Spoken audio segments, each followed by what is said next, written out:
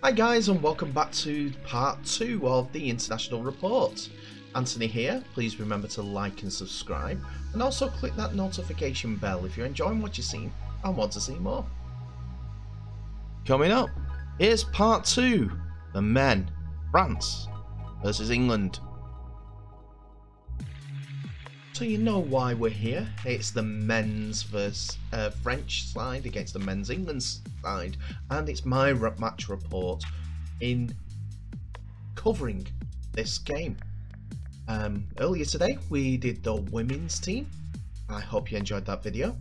But now for the main event, the one where what the crowd all came to see, unfortunately. But it says something about the crowd in the first game that they all came in early to watch the women's.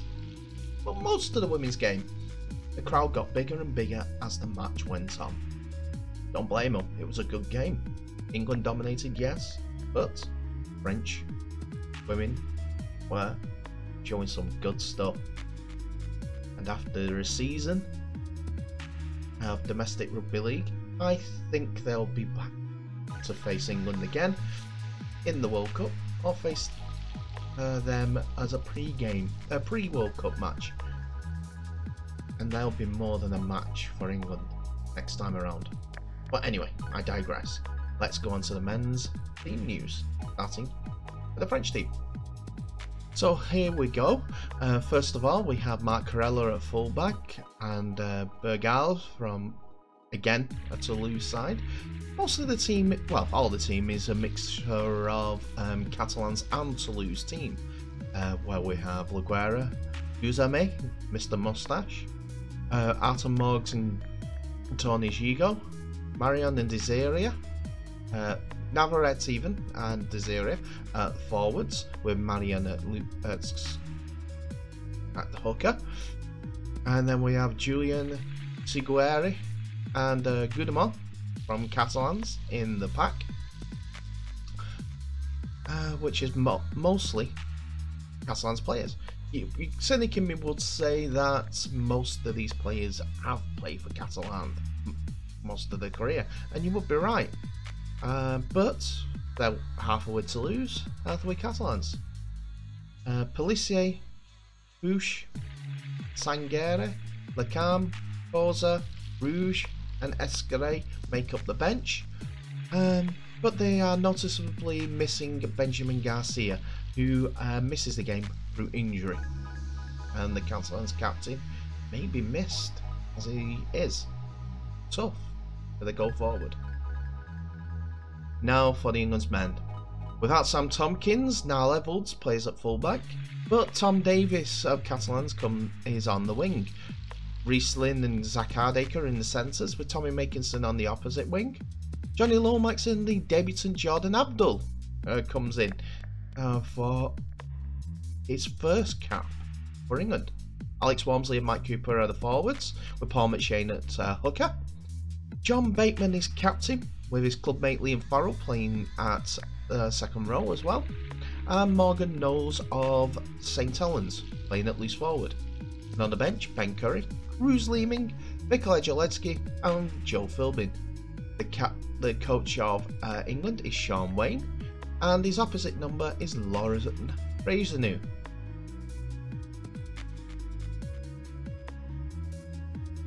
So we kicked off in the first half, and it seemed to mirror what happened in the women's game, as the kick bounces out in goal, forcing France to drop out.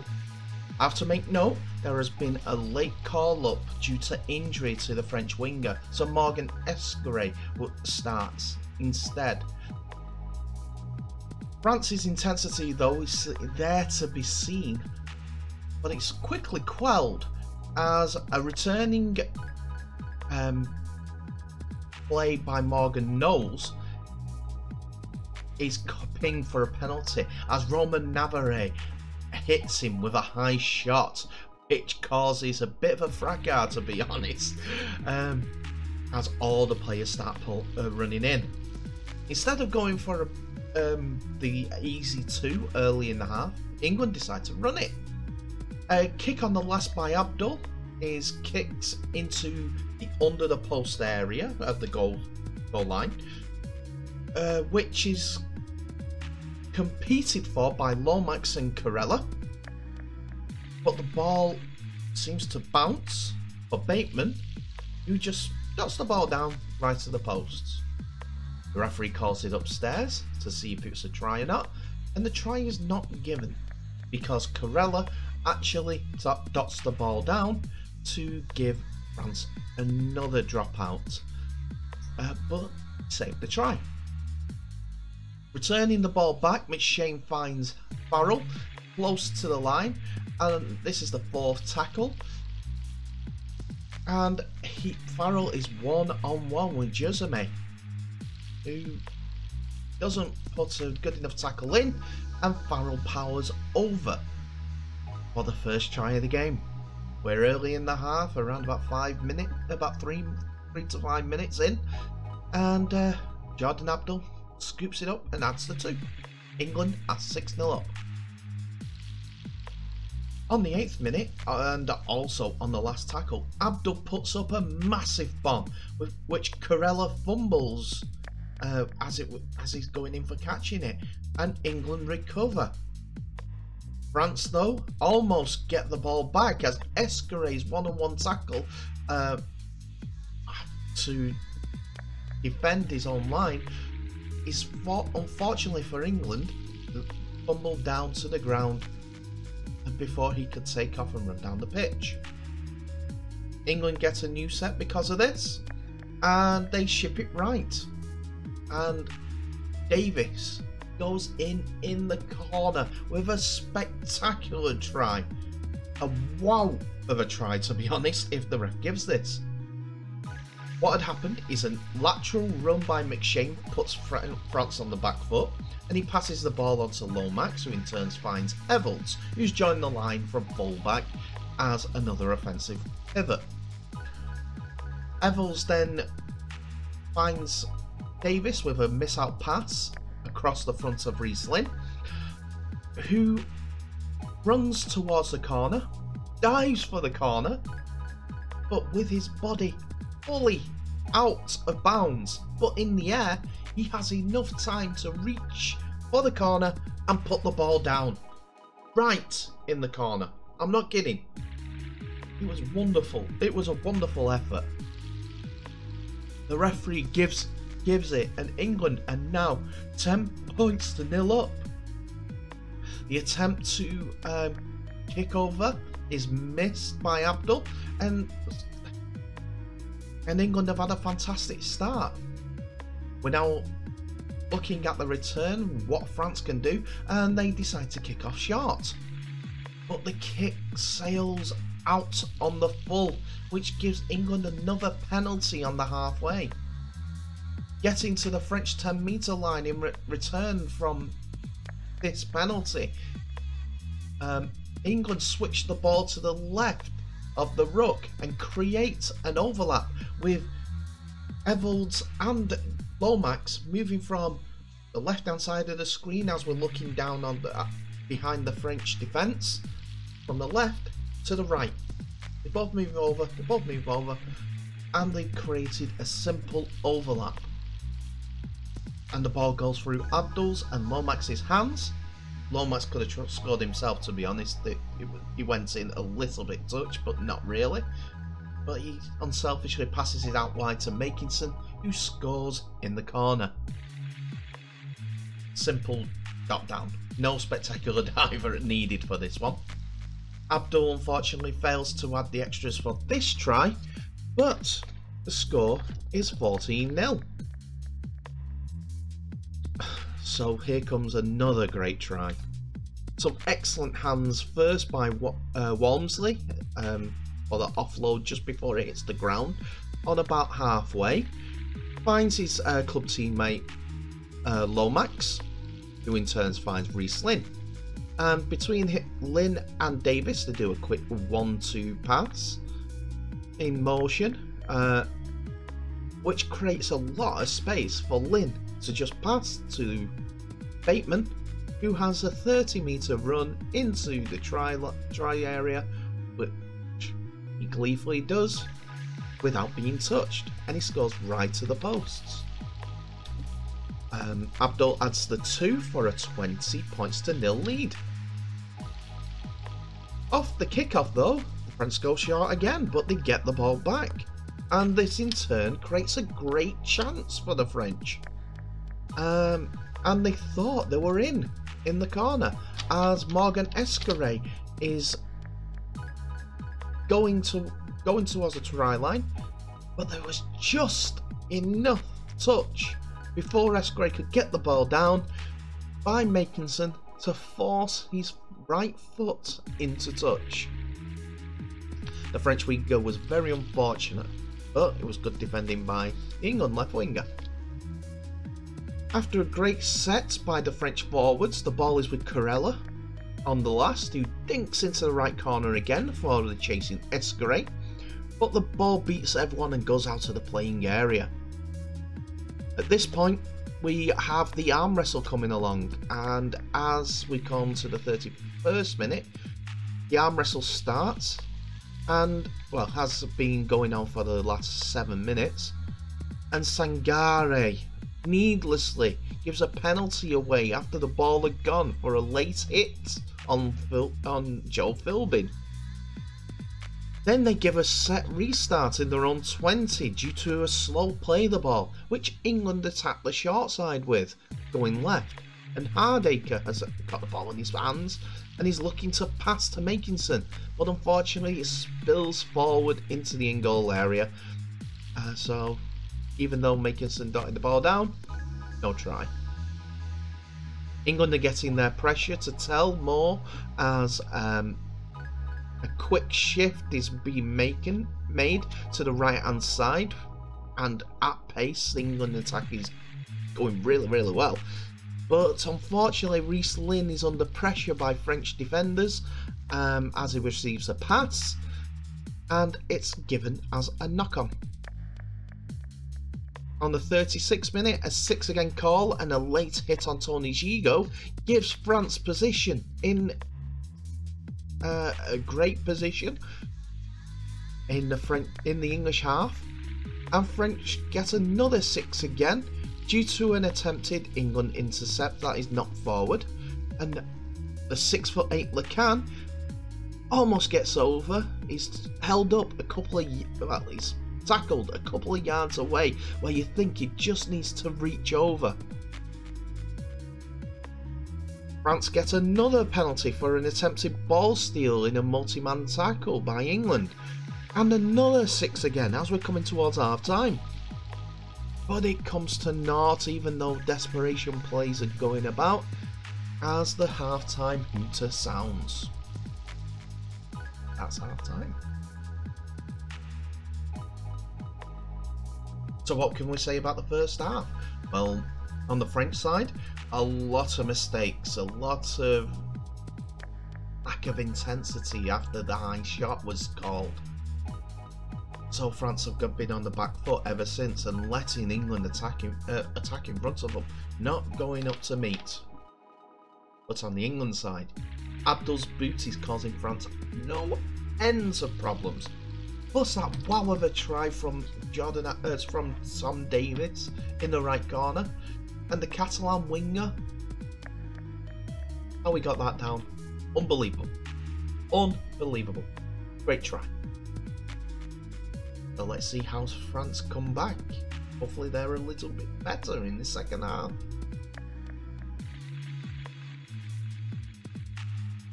So we go into the second half, and England France kick off. Not too much comes to it, but the French first set ends badly as Tony Gigot kicks for the left corner and the ball goes out on the full. Gigot's not had the best of games up to this point, and he seems to know it as well. England attack from deep to the left hand side, but Escaré gets his hand in and knocks on the ball. England's new set is inside the French 30, and Davies thinks he's in on the right corner for another try through a great pass by Lomax, but he bombs it as he drops it over the line. Following up on this, a great French set sees them in the England half, and Pelissier darts out of dummy half, making some great yardage, and France are now in the England's 20. Gigot is at first receiver to the pass, and Morgs, who passes to Morgs, who dummies to Laguerre, who was on a great diagonal run as a dummy runner, but instead Morgs passes to Lecan, and the 6'9" second rower scores France's first try of the game.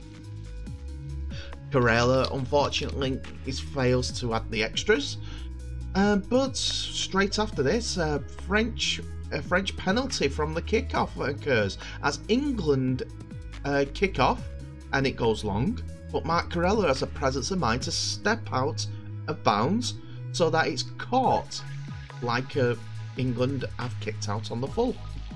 The French get a 6 again and get another penalty due to a ball steal, and France are up in the England's 10-metre line once again. France though think that they're in again as the kick is fielded by Philbin on the last for the French set. But it's ripped out by Gigot, who runs in and puts the ball down over the try line. One-on-one tackle seemingly. The video ref is called on to look into this, and it seems like Tony Gigot has put his knee on the back of Philbin when Philbin's got the ball in hand and the ball is grounded. His ball carrying arm is grounded. The referee goes, nope, not a try, but gives a penalty for a ball steal after the tackle was complete to England. Pelissier though is getting out and about as he puts in a great tackle on Cruz Leeming on the halfway line right in front of his dugout. Great effort though. This is followed up a few minutes later as Lecan smashes Lomax on the last inside his own half. Great effort by the debutant and has caused England's no end of problems since he came on early in that first half. On the back of a France attack on the left, Morgs finds Corella, and with Lecan taking out Lomax, unfortunately, in the play leading up in the actual action of the play, they're in the England's 40-metre line. Corella passes to Sanguia, I think it is, the number 12 for the French side, who in turn runs at the England defensive line.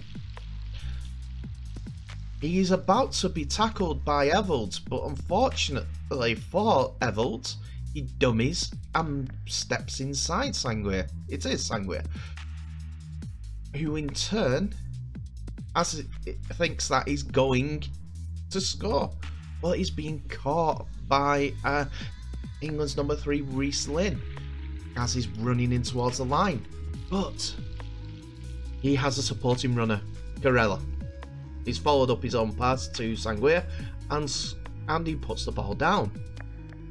There is a call from the line about Lecan taking out Lomax, which the video referee confirms also, and it's now a penalty to England and no try to France.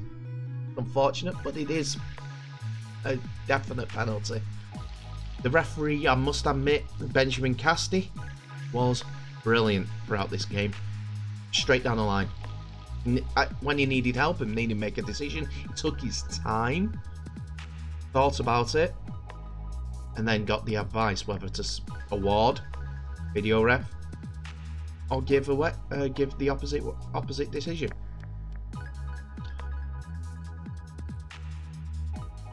So, on the 60th minute we come to, after a great set by the French, Gigot kicks into the in-goal area where it bounces before Davis fields it. The French chase is fantastic though, and it forces England to drop out as the winger is caught in goal by the French chasers. The next set though comes to naught as Pelissier ducks on in the England 10-metre line, inside the England 10 metres on the right hand edge. Following up from this, England attack through their right edge and have the numbers, but Lynn and Davis conspire to put the ball down and give French the ball back. A French penalty due to a facial on the ground by the England defence, and they are back in the England's 10-metre line once again. But they get another set due to England's hands in, and then that knocks on. But again, poor execution gets England the ball back, and they attack the right edge and then the left, and think they've scored through Curry. But he's accidentally offside. The referee gives that perfectly, and France are back in the attack. It's getting a bit basketball-y at this point. But with sustained pressure and possession for teams, not really any end execution. So as I said, they get the penalty, and they get another one. And now France are back in the England 10-metre as Corella is running through the line. He is interfered with without the ball, and it was Farrell who did it. But the referee did get this one wrong, as he didn't give the yellow card to Farrell. He sent Lomax to the bin. Don't know how they got the two mixed up, because Lomax had the head guard. Probably a call from the bench, from the sideline, unfortunately. So it's a penalty to France, but they do not make it count, as they lose the tackle count, and Benjamin Julien is tackled on the right edge on the last tackle. So England get the ball back and they motor upfield, and they get the ball back once more for a ball steal penalty by the French, and they are setting up their attack on the right hand edge after this penalty, moving further and further up the pitch, and they then switch it to the left hand edge, and it's an easy running from Makinson after England pass the ball through the hands, and he scores. The reason why they got this overlap was Tony Gigot.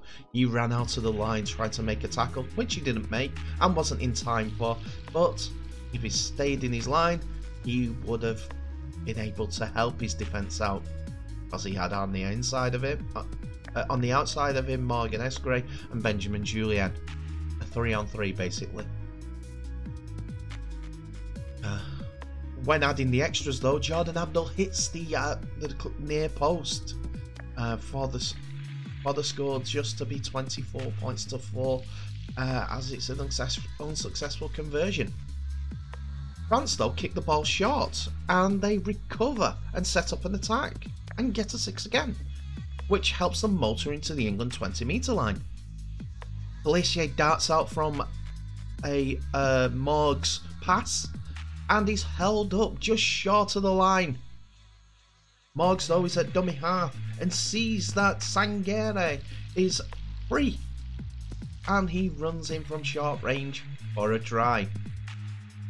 The debutant scoring to give France a 24 points to 8 scoreline, which Corella extends to 24 points to 10 by adding the 2. On the 77th minute, after a bit of to and fro, a couple of mistakes, and French good sets, to be honest, England are on the attack and get a 6 again to find themselves in the French 20-metre area. Walmsley takes the ball in, and he's being tackled by 2 players, but he wriggles his arm free, and under his body pass with his left hand finds on the run around his starting prop forward mate, Mike Cooper, who in turn does a little bit of a run, passes it to Bateman, who has only Laguerre to beat to go over the line, which he does because he ducks under and he's one-on-one with the 23-year-old. This extends England's lead to 28 points to 10, and Abdul adds the extras for 30 points to 10. France though coming to the end of the game, decide that they want to play a little bit. So they kick short. And Tom Davies comes up with it. But he is immediately bundled into touch. Not willing to give the ball back, and he's on the floor holding the ball. He's getting help from his centre. By pushing the ball down into trying to keep possession to run the clock out. France want the ball, they're pushing everyone out of the way to get the ball and everything like that. And it becomes a pushing shoving match and everyone piles in. No punches thrown, all just about frustration, end of the game. I think they're too knackered to throw a punch anyhow because it has been a mentally draining game at this point. But once France get the ball back, it comes to naught, unfortunately. And that's where we end the game. It is 30 points to 10 in Perpignan. A lot to think about for both sides as these two face each other at the University of Bolton Stadium in the World Cup in 2022. So, who's my player of the game? Well, it was a tough one, as Le Can changed the game for France and good go forward, some big hits, and so was Pélissier. But they weren't anything of note, to be honest. But were good for the French team and something that they can use in the next World Cup. Problem is, they weren't on the winning side. That's the only reason I'll give this one. As it was a bit of this, bit of that type of match. So I'm giving it to the man that scored 2 tries today and was in the pack, John Bateman. I could have given it to Tom Makinson, but he had too easy run-ins for the try. At least, well, with Bateman's, he supported some good play of the ball for his first try, the running to the line untouched, and the second one he took over a man to score his second after supporting the 2 prop forwards. So yeah, that's my justification about the my man of the match, and it is John Bateman.